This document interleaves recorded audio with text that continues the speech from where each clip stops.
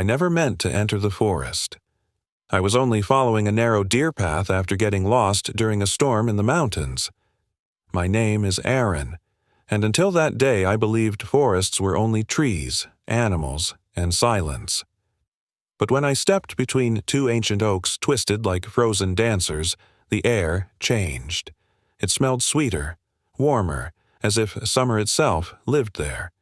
The rain stopped the instant I crossed the invisible line. Behind me, thunder still growled. Ahead, soft golden light floated between leaves. I heard footsteps and froze. A fox stepped onto the path, its fur shining like copper. It looked at me calmly and said, "You carry storm on your shoulders, traveler." I nearly fainted. You spoke," I whispered. "Of course," the fox replied. "My name is Luma. You are in Eldergreen, where tongues are not locked by shape." I followed Luma deeper into the forest, shaking with fear and wonder. Birds greeted me by name, though I had not given it. Trees leaned closer as if listening. The ground felt warm, alive, like a breathing thing. At a clearing, I saw animals gathered. A massive bear named Bront, a silver deer called Kesh, and dozens more.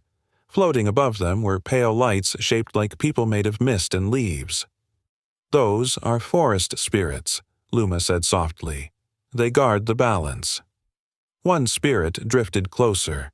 Her eyes glowed like moonlight. "I am Silpha," she said. "You were not meant to come, Aaron. But now you must learn why you did." The forest hummed around us, waiting. I realized then that my old life had ended the moment I crossed between those two oaks. They brought me to a village built from roots, moss, and curved branches. Animals walked freely, greeting each other like neighbors. Birds carried berries. Wolves guarded children, both human-shaped and animal-shaped spirits. Bront, the bear, showed me where I would sleep, inside a hollow tree warmed by glowing mushrooms. "Do not fear us," he said gently. "Here, no tooth is raised without reason." Luma taught me how to listen. "Do not hear with ears," she said. "Hear with stillness." When I tried, the forest began to speak in waves. Sap moving, stones remembering heat, leaves whispering secrets of wind. Kesh told me stories of humans who once knew this language.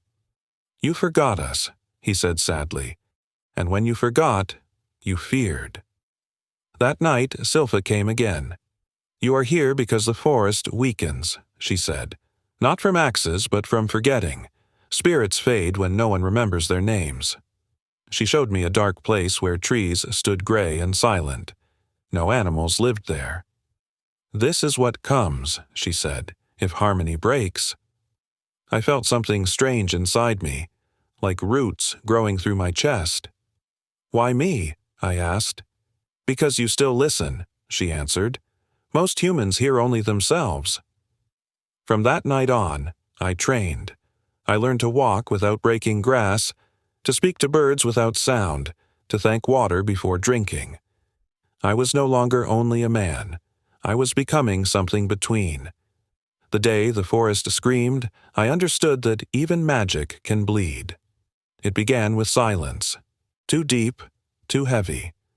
Birds vanished from the sky. Leaves stopped whispering. Then the wind rushed through Eldergreen like a wounded beast, bending trees until their roots cried out. Luma ran to me, her copper fur dark with fear. "The wound has opened," she said. We followed the pain. Every step felt heavier, as if the ground itself tried to hold me back. When we reached the place, I nearly fell. The forest there was dying. Trees stood gray, their bark cracked like old bones. Black vines crawled over the soil, pulsing slowly, like veins of darkness. Wherever they touched, life faded. Bront roared. "This is not born of forest." A tall spirit formed from bark, mist, and starlight. "I am Thornvale," he said. "This darkness feeds on forgetting. A human beyond our borders has opened it with fear and greed." My chest tightened. "Then it is my world that is killing yours." Thornvale nodded. The wound listens only to memory, or to its absence. I will go to him, I said. If he is human, he may still hear me. Crossing back felt like tearing roots from my bones. Machines screamed. Smoke filled the air. Trees lay dead. A man stood among them counting coins. His name was Merrick. I told him of Eldergreen, of spirits, of balance. He laughed. Forests are numbers to me. That night, shadows rose behind him. He screamed. I dragged him away, shouting for him to remember his childhood tree, the river near his home, the smell of rain. Through tears, he whispered one forgotten name. The shadow shrank. Memory had power. Merrick followed me back into Eldergreen like a broken child.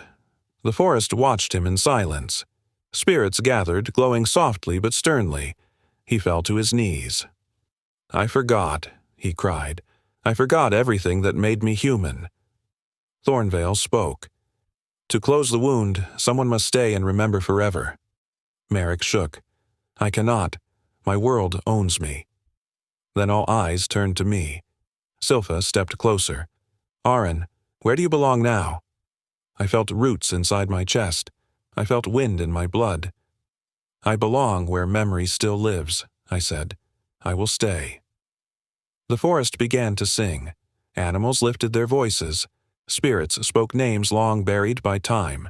Rivers, stones, winds, forgotten guardians. I spoke too, even names I had never learned, as if the forest itself spoke through my mouth. Roots wrapped gently around my feet. Not chains, but promises. When the song ended, the wound was gone. Merrick left with seeds in his hands and tears on his face. I watched him fade into the human world, knowing I never would. Time stopped counting me the way it counts humans. Days no longer had edges. Nights no longer had endings. Seasons moved through me like breath through lungs. Spring felt like laughter inside my veins. Summer burned gently in my bones. Autumn whispered through my thoughts. Winter slept inside my chest without cold. My skin slowly changed. It did not harden like stone. It softened like bark warmed by sun.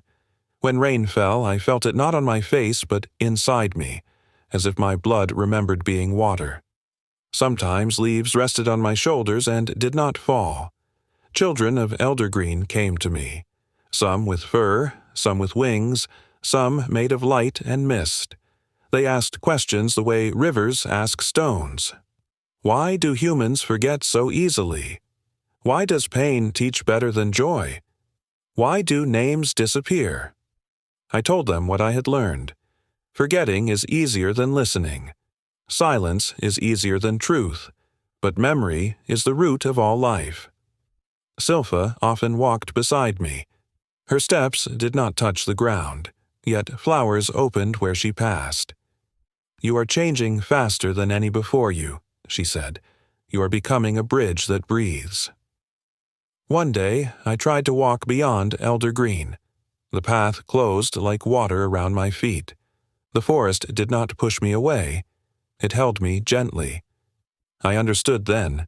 I no longer belonged to edges. I belonged to the center. Bront sniffed me and laughed. You smell like rain and old trees. Luma curled at my feet. You are no longer a guest, Aaron. You are a story that lives. I was no longer only Aaron the man. I was Aaron of roots, keeper of names, listener of silence, memory that still breathes. The fire came screaming. Wind carried it like a beast with burning wings. Trees cried smoke before they burned. Spirits dimmed like stars behind clouds. Animals fled with fear in their eyes. I stood where forest meets forgetting. The fire roared at me like a god that had forgotten its first name. I remembered it for him. I spoke the word it carried when it was only warmth, only light, only life. The fire hesitated. It bent like grass in rain. Clouds gathered as if answering my voice. Rain fell like forgiveness. The fire died slowly, hissing, grieving. But nothing in Eldergreen is saved without cost. I felt my legs grow heavy. They did not ache. They rooted. My hands stretched, not in pain, but in longing, becoming branches reaching for sky. My skin turned to bark, warm and alive. I could no longer walk, but I could feel everything. Birds nested in my arms. Wind spoke through my hair. Rain drank from my shoulders. I became part of the oldest tree near the crossing, the twin oaks that once opened for me. Silpha stood before me, her eyes shining like moons. She touched my brow. "You will never leave," she said softly, "but you will never be alone." I did not mourn my body. I had become something larger than walking. I am still here. Time no longer moves around me. It moves through me. I do not count years, but I feel them the way mountains feel snow, by weight, by silence, by memory. I have watched children grow old and old trees be born again from seeds carried by birds I once spoke to as friends. Most travelers pass between the two oaks without seeing me. To them, I am only bark shaped by chance. They hurry, listening only to their own steps, their own thoughts. But sometimes, very rarely, one of them slows down. Their breath changes. Their eyes soften. They feel the forest before they try to understand it. Those are the ones I speak to. I do not use words the way humans do anymore. I speak through wind that touches their face like a forgotten hand. I speak through birds that land too close to be afraid. I speak through the sudden quiet that makes their hearts listen. Some hear a voice guiding them away from danger. Some feel warmth where fear should live. Some see my face in the wood and do not know why tears come. They think it is sadness. It is not. It is memory waking up. I remember everything. I remember when trees first learned to bend instead of break. I remember when animals first spoke not with mouths but with meaning. I remember when spirits walked openly among humans and no one was afraid. I remember the first human who forgot us. I remember the last spirit who faded because no one spoke her name. I remember the pain of being cut, burned, and silenced, yet I also remember every hand that touched bark gently, every child who whispered secrets to leaves. I am not angry at humans. I was human. I know how loud the world becomes. I know how easy it is to forget what does not shout. But the forest has never stopped speaking. It has only grown quieter, waiting for ears that still know how to listen. Sometimes children come. They sit near my roots without knowing why. They draw shapes in the dirt. They talk to stones. They laugh at nothing. They leave with pockets full of leaves and hearts full of something they cannot name. Those are the ones who will remember. I guide them in small ways. I turn them from cliffs. I lead them to water. I hide them from storms. Not with magic like stories tell, but with kindness woven into wind. I am not a god. I am not a king. I am a memory that chose to stay. I am Aaron. I am the voice between steps, the breath between thoughts, the silence that still loves. And as long as even one heart pauses long enough to wonder, as long as even one name is spoken with care, Elder Green will live, not only in forests but inside those who still remember how to listen. Long after I became still, the forest continued to change, and so did the world beyond it. I felt new roads being cut like thin scars far away. I felt cities grow louder, taller, brighter, but I also felt children pressing their palms to trees and feeling something answer. Sometimes Marek returned. He came older each time, with slower steps and softer eyes. He brought seeds from distant lands, names of rivers I had never heard, and stories of people who were learning again how to listen. "I tell them about you," he would whisper, touching my bark, not as a miracle, as a memory. When he died, a young woman came instead. She said Marek had taught her the old names. She planted forests where there had been dust. She taught children to walk without crushing flowers. Through her, I learned that memory can travel farther than roots. Years became stories. Stories became songs. Sometimes I heard my own name in them, not as a man, but as a promise. Storms came and went. So did droughts. I felt pain when trees burned, but I also felt healing when new leaves returned. Loss never vanished, but it no longer ruled. One winter, snow fell so deep that even spirits dimmed. Silence grew heavy. I spoke into it, not with words, but with remembering. The snow listened. When spring came, it came gently. I learned that being still does not mean being silent. It means being open. Travelers began leaving small gifts: stones, feathers, drawings, written names. They did not know why. They only knew it felt right. Some stayed longer. They slept near my roots. They dreamed of rivers that spoke and animals that remembered them. When they woke, they left different. I felt no pride. I felt gratitude. I am not the heart of elder green. I am one of its breaths. The forest does not belong to me. I belong to it. And every time someone pauses, listens, and remembers, I feel myself grow, not taller, but deeper. I was once a man who walked. Now I am a place where walking remembers how to be gentle. I have learned that endings are only doors we forget to name. When people come to me grieving, they do not ask for answers. They sit. They breathe. They leave lighter than they arrived. That is enough. Some carve names into my bark. I do not mind. Every name is a memory that refused to disappear. I feel songs travel through roots from forests I have never seen. I feel deserts dream of rain. I feel oceans remember mountains. Once, a child asked, "Are you lonely?" I answered the only way I could, by letting a bird land in her hands, by letting the wind dry her tears, by letting her feel that nothing that listens is ever alone. Loneliness is forgetting that you are part of something. I am part of wind. I am part of rain.